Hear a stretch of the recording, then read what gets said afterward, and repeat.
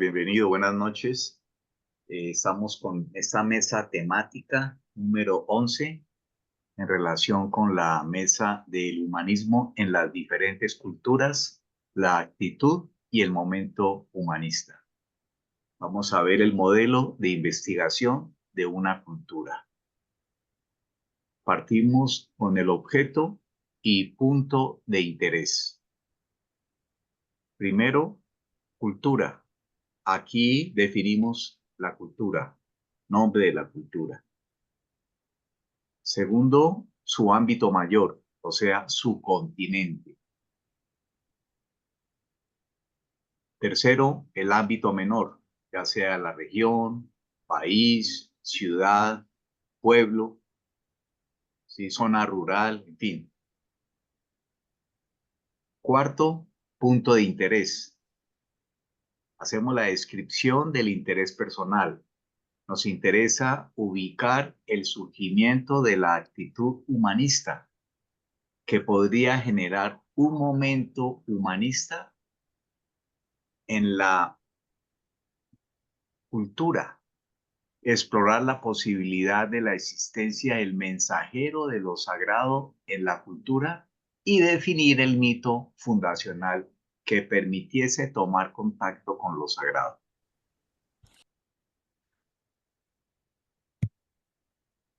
Primero, construcción de un paisaje, descripción de componentes históricos, geográficos y culturales. Primero, origen y paisaje, época histórica, geografía, características del poblamiento, migraciones, vías físicas de comunicación, lengua, arquitectura, vínculos con otras culturas. Aquí vemos un ejemplo de la migración chibcha.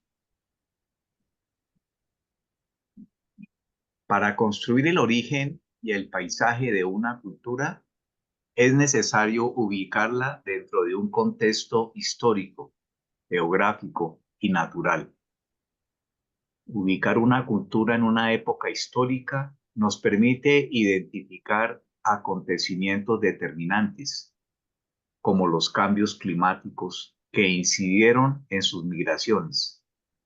Entre los años 600 y 800 de la era actual, aquí estamos viendo un ejemplo, el pueblo chibcha se vio forzado a migrar hacia el norte de Sudamérica debido a una sequía que afectó a los mayas y otras culturas mesoamericanas. Esta migración se realizó a través de antiguos caminos indígenas y vías oceánicas, desplazándose hacia la costa norte de la Sierra Nevada de Santa Marta para luego continuar su viaje hacia las cordilleras de los Andes.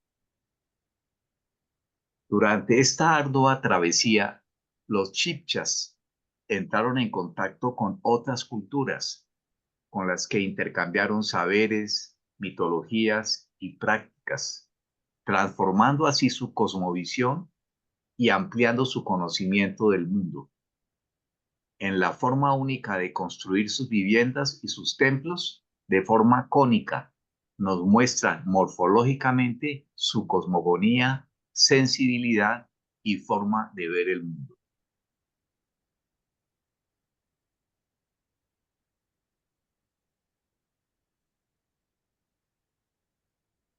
Segundo, sitios sagrados y de preparación espiritual. Breve descripción de las características físico-ambientales de los mismos y del porqué de la asignación de su carácter sagrado.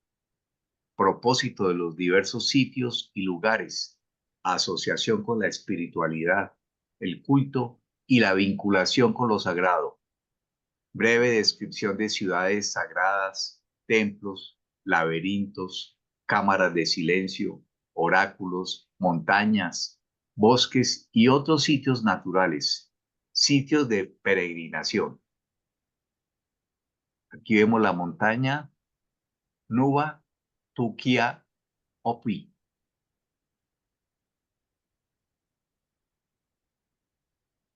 Es importante describir los sitios sagrados y de preparación espiritual, como templos, ciudades sagradas, montañas, lagunas, cuevas, bosques, monolitos, necesarios para facilitar el contacto con el mito.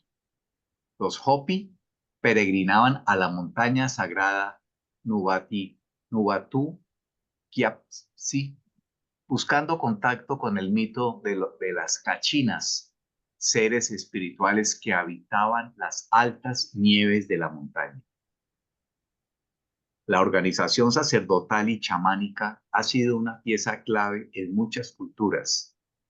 Cuando estas estructuras eran instauradas por un mensajero, su propósito principal era facilitar el contacto con lo sagrado, a quienes emprendían una peregrinación o participaban en una ceremonia. Esa era, en esencia, su labor fundamental. Este rol se evidencia claramente en la cultura muisca. Ellos contaban con sacerdotes formales, pero también con moanes, figuras que, aunque alejadas del sacerdocio institucional, vivían en estado de ascesis. Gracias a su sensibilidad, los moanes ayudaban a las personas a acceder a la experiencia trascendental.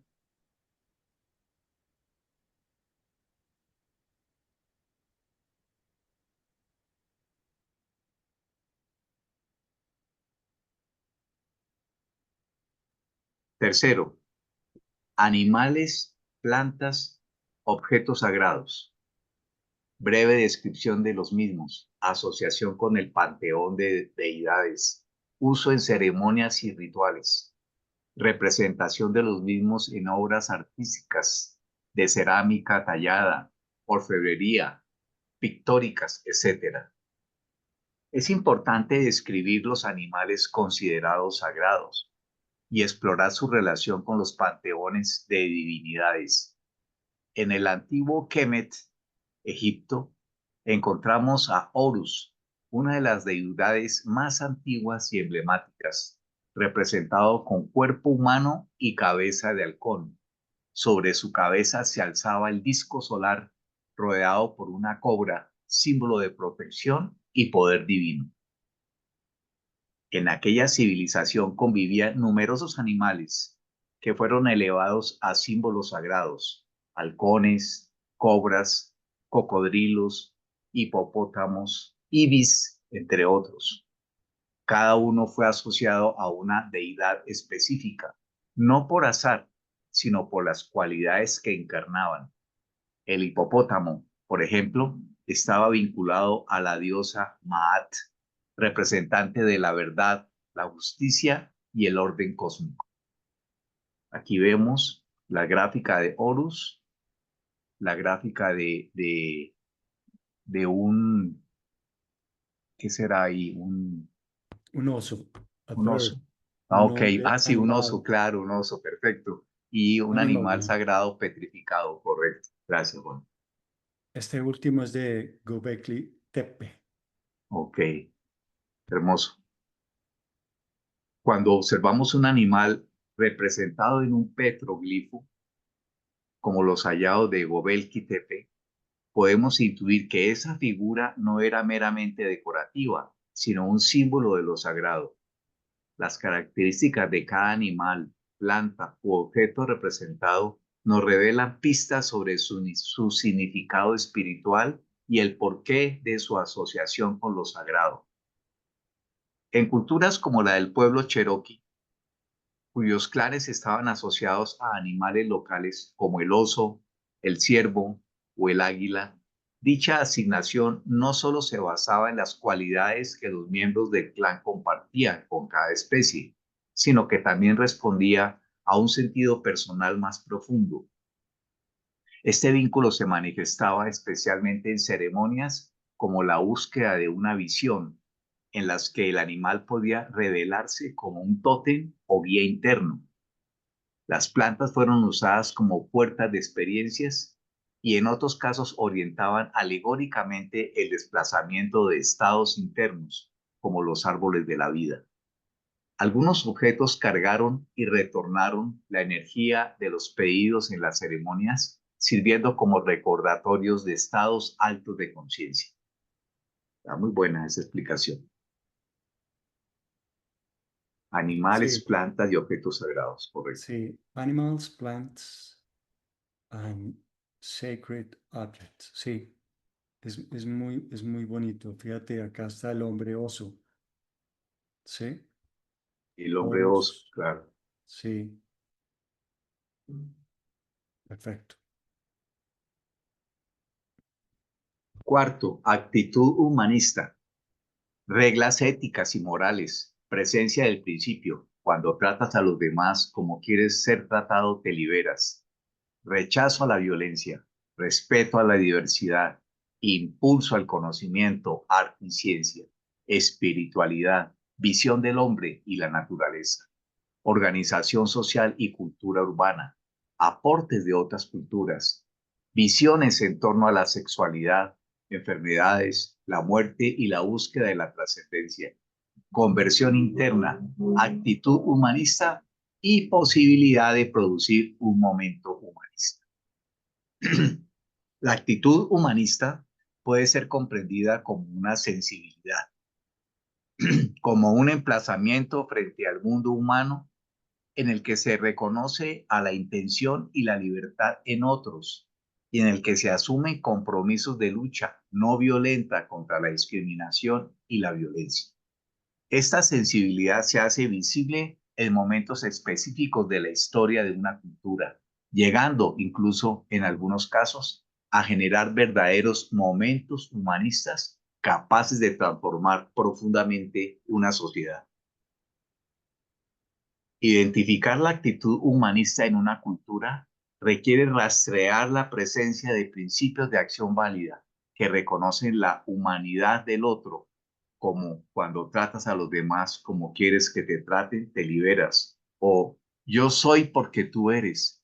Estos principios transforman la vida de los pueblos al disolver el yo en el nosotros, fomentando valores esenciales como la solidaridad, la tolerancia, la generosidad y la no violencia. Ahí vemos el ejemplo de Ubuntu, Bayanihan y la regla de Matt. Sí, el Bayanihan es un aporte de Karina. Es en Mm, Filipinas, el qué bien, Bayanihan. qué bien. Es muy interesante, ya me estuvo explicando. Es como una danza, pareciera. Sí, la representa en una danza, pero es una forma de vida en Filipinas. Es una cosa impresionante. Yo creo que la investigación de ella va a ser sobre ese tema. Buenísima, buenísima, porque la desconocemos, claro. Sí, y acá está la regla de Matt, fíjate. Sí,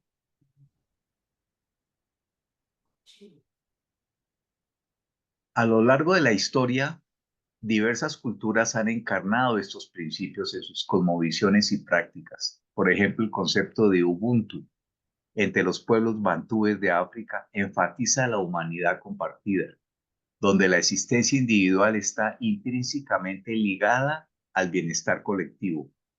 En los conflictos, los zulúes realizaban ceremonias donde solicitaban protección y permiso para luchar, sin olvidar al vencido. En las contrariedades, posterior a una discusión, expresan yo te respeto y aprecio. Yo soy porque tú eres. En Filipinas, el Bajanillán refleja un espíritu comunitario que prioriza la cooperación y el apoyo mutuo. En el antiguo Egipto, la regla de Matt establecía un orden ético basado en la justicia, la verdad y la armonía, guiando tanto la vida personal como la social.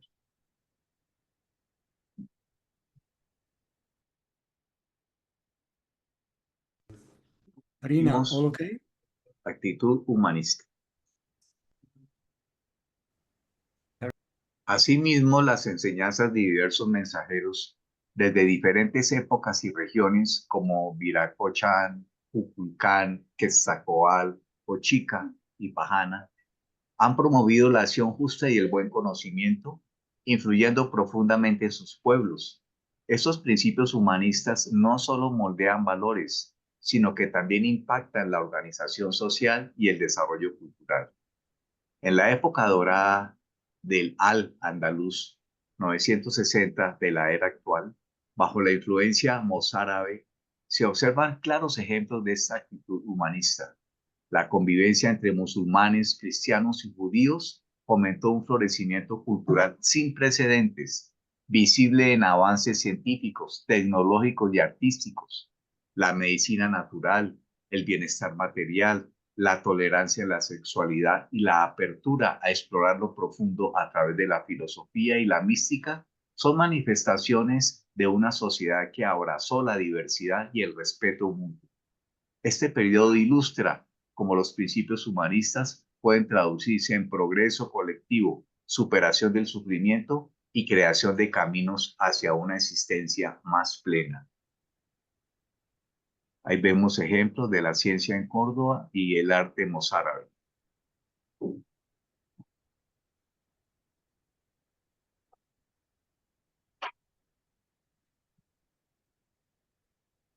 La actitud humanista conlleva la superación de los límites impuestos por la muerte física y la búsqueda de la trascendencia. En este sentido, diversas culturas han desarrollado cosmogonías y ceremonias funerarias.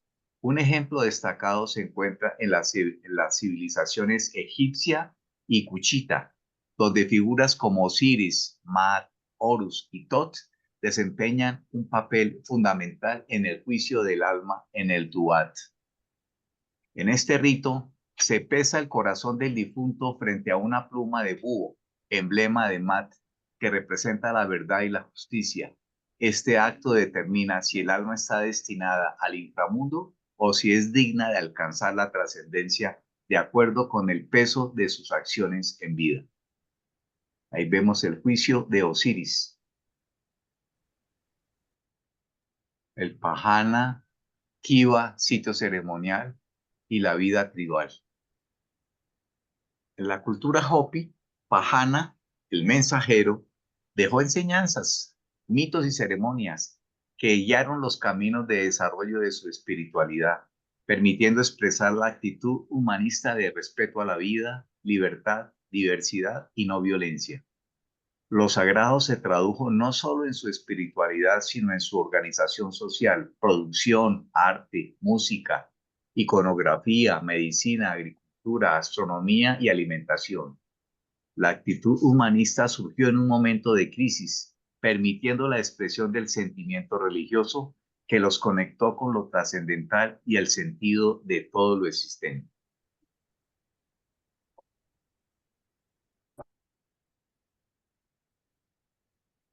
Este punto es muy, muy interesante. Very interesting, that point, Karina. It's the most important for us. Segundo, contacto con lo sagrado. Quinto, mitos de la cultura, su cosmogonía en el espacio de representación, modelos profundos, mitos fundacionales, deidades, religiosidad, espiritualidad y época mítica. Ahí vemos la parte alta del espacio de representación, la parte media y el espacio bajo. En la parte alta encontramos el mito solar, la creación, Chiminigawa, el mito de la diosa Chía, el mito Chipchacún y el diluvio, el mito de Bochica, el mito Sadigua, mensajero solar de lo sagrado. Y ya entrando al plano medio, encontramos la diosa del agua, plano medio, sí, la leyenda del dorado, Fo, dios sombrío, Rana, alma y alimento del sol, el mito de la diosa lunar del placer, Huitaca, y el dragoncillo de fuego, el mito Chipchacún y el mito creación Bachué en el espacio bajo. Entonces empezamos a ver que en el espacio de representación está todo.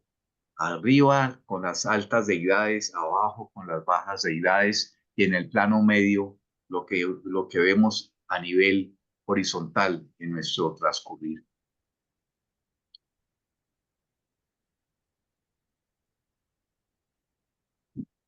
Al ubicar la cosmogonía en el espacio de representación, nos permite experimentar aquello que vivieron las culturas al tomar contacto con sus dioses, mitos y ceremonias. Ustedes saben que el espacio de representación es como una pantalla interna que tiene un espacio alto, medio, un espacio bajo y ancho. Allí es donde se ubican las imágenes de nuestra percepción del mundo externo e interno. Sus dioses y mitos resonaban internamente por las características físicas del paisaje. Las montañas y los dioses se ubicaban en la parte alta. Allí estaba el sol, la luna, las aves y un mensajero que conecta la parte media con la alta. En el plano medio, la montaña sagrada que conecta el mundo medio con el mundo alto, cerca una laguna transparente que nos comunica con el inframundo y un zorro que cuida la entrada a la laguna. En el espacio bajo, la laguna profunda, en su interior una rana que es el alimento del sol, un dragoncillo y dos culebras del mito de la creación del pueblo Muisca y Huitaca, la lechuza. En este nivel están los impulsos de la sexualidad.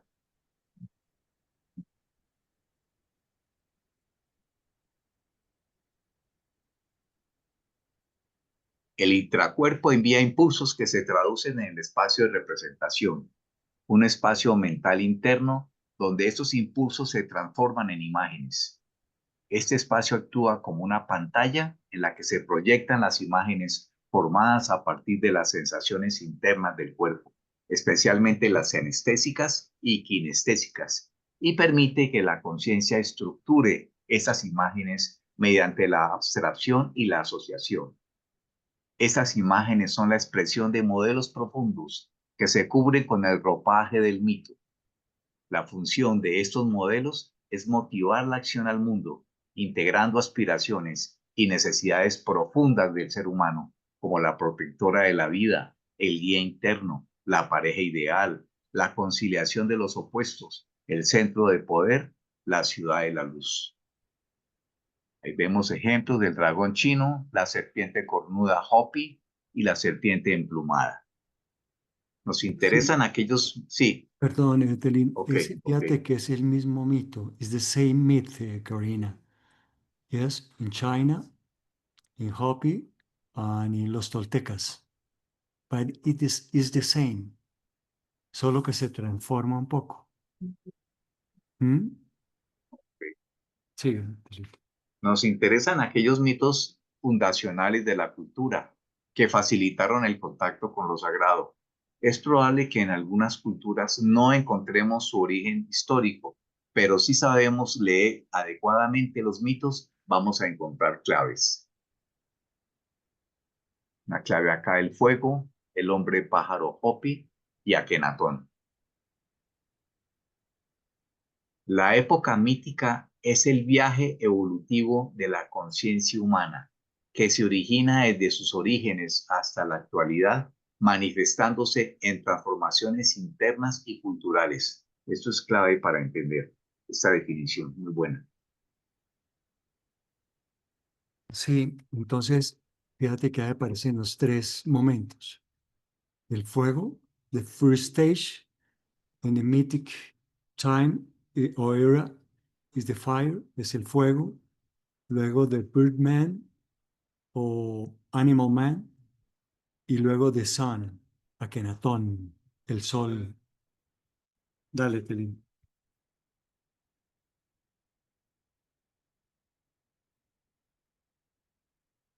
En la época mítica del fuego, hace 1500 millones de años, el dominio del fuego marcó un salto evolutivo.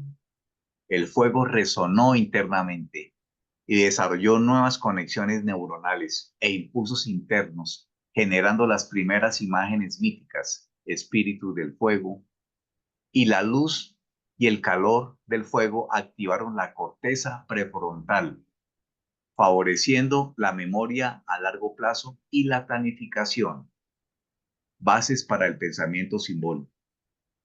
Hace 12.000 años, con el uso ritual de plantas psicoactivas, nace la época mítica del hombre animal. En ella surgieron experiencias que dieron forma a los híbridos humano-animales. En la Amazonía y en la cultura chavín, el hombre jaguar. En Mesoamérica, la serpiente emplumada. Quetzalcóatl. En América del Norte, el hombre pájaro. En Egipto, Horus, el dios halcón. Los alcaloides de plantas como la ayahuasca o el peyote activaron redes neuronales asociadas a la senestesia, permitiendo ver sonidos o oír colores en estados alterados. Posterior a la última glaciación, y hace unos 3.500 años, surge la época mítica solar. El hombre animal se transforma finalmente en el hombre solar. Al ser consciente de la necesidad del desarrollo de su propia conciencia y su unidad interna por vías atencionales. En Egipto, Akenatón impulsó el culto a Atón, en los incas Inti y en los aztecas Tonatiuh. En los muiscas Sue representaron el sol como unidad y dador de vida. Estas épocas míticas reflejan la búsqueda milenaria e incesante de la conciencia humana por expresarse en unidad. Maravilloso. Sexto, contacto con el mito y registro de lo sagrado. Ceremonias y danzas sagradas, propósito de los mismos, rol de chamanes, hechiceros y guías, uso de máscaras, instrumentos y cantos en su realización, configuración del mensajero, los elementos psicoactivos y de elevación atencional en el desarrollo de rituales, ceremonias y rudimentos de disciplinas y ascesis. Las ceremonias, danzas, música, máscaras, cantos, aromas y los rones de chamanes fueron instrumentos esenciales para conectar con el mito fundacional de una cultura. Estas prácticas permitían al iniciado trascender lo cotidiano y acceder a lo sagrado. Las leyendas del héroe que enfrenta monstruos, supera pruebas y asciende victorioso reflejan esta experiencia transformadora. Ahí vemos a Yggdrasil y el árbol de la vida maya.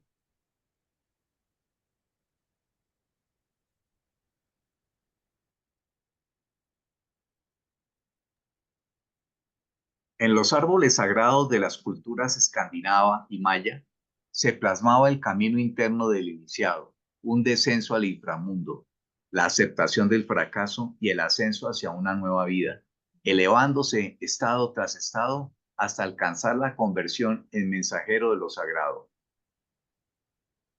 Vemos como expresión las cuatro disciplinas: la alquimia, la energética, la mental y la formal. El contacto con lo sagrado evolucionó a través de diversos caminos. En el manejo del fuego, el operador transformaba su mundo interno.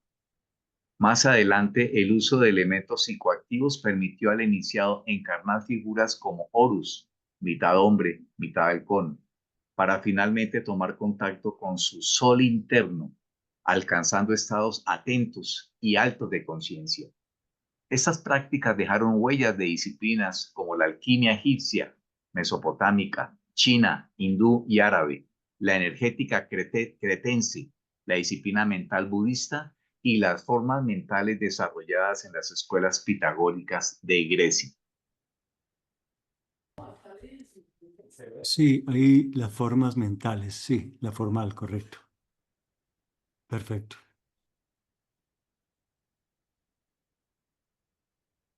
Vemos la laguna Cacique Guatavita En Colombia. en Colombia, hermosa.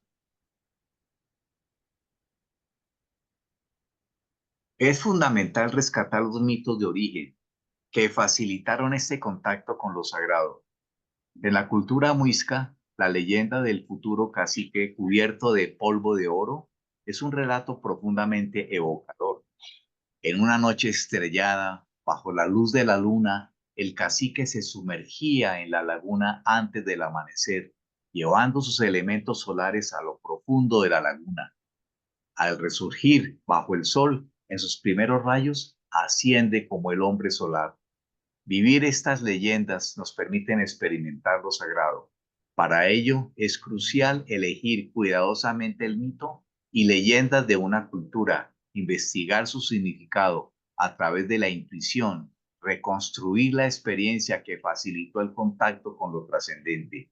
Estas leyendas son guías que nos invitan a recorrer el camino hacia lo profundo. Hermoso. ¿Listo? ¿Ya? ¿Ya llegaste? Ahí vemos en la cueva el efecto de la supresión sensorial y la danza derviche sufí, que produce un shock motriz por su continuidad en el movimiento hasta conectar con un estado de inspiración. Sí, pero no. Las culturas en sus inicios utilizaron psicoactivos activos como gases volcánicos, cannabis, el yopo, el yagé, hongos alucinógenos, etcétera, que luego evolucionaron a desarrollar los psicoactivos atencionales que los liberaban del rezago químico, tales como las ceremonias, la música, los aromas, cantos, supresión sensorial en las altas montañas y cuevas, danzas como en los derviches danzantes y trabajos atencionales. En la cultura muisca, el cacique lo recluían durante 7 años en una especie de cueva o cuca. Al suprimir los sentidos externos, se amplificaban los internos y se perdía la noción de los límites del cuerpo y entraba en una experiencia de conciencia alterada.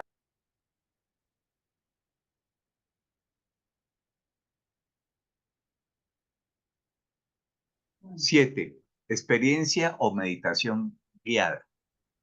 Elaborar un relato donde llevemos al partícipe a vivir tanto los elementos de su paisaje como los elementos del contacto con lo sagrado. La experiencia guiada es un relato en el cual recreamos el paisaje de una cultura, su mito principal y el proceso de contacto con el mito y lo sagrado. Más o menos es una experiencia de 7, 8 minutos, donde podemos sintetizar todo lo que acabamos de ver en una experiencia, en una meditación guiada que nos pone en contacto con eso alegórico de esa cultura.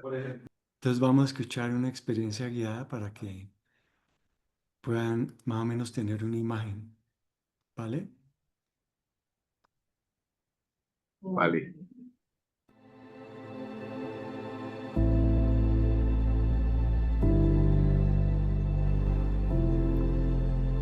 Esta experiencia nos lleva a un viaje al interior de un bosque andino, donde la naturaleza te permite el contacto con el espíritu del agua muisca.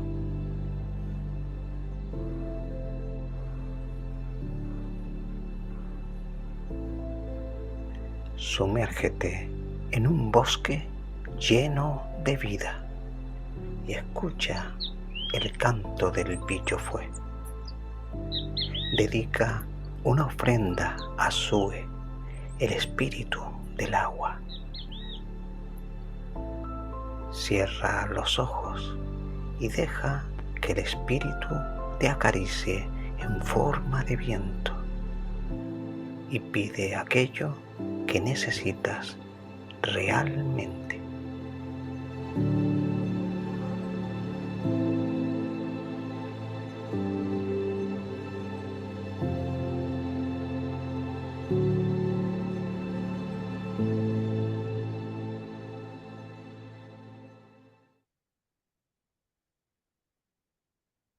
Okay, that was the experience. Do you like it, Karina? Do you listen in English? Yes. Okay. Liana, ¿te gustó? Mucho, mucho, mucho. Mónica, ¿todo bien?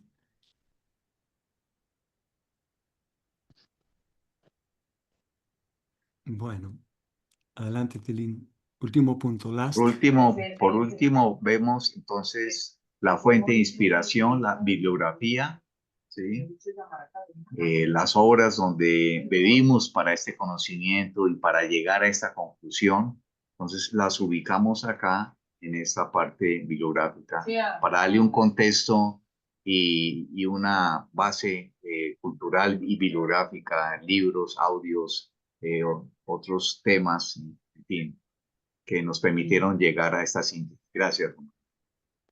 Gracias, Telo. Thanks, Karina. Gracias, Liana, Mónica. Gracias, Telín. Y gracias a todos por su atención y y su presencia que nos impulsan a continuar con esta cultura, con esta mesa temática, la mesa 11 del Foro Permanente. Gracias.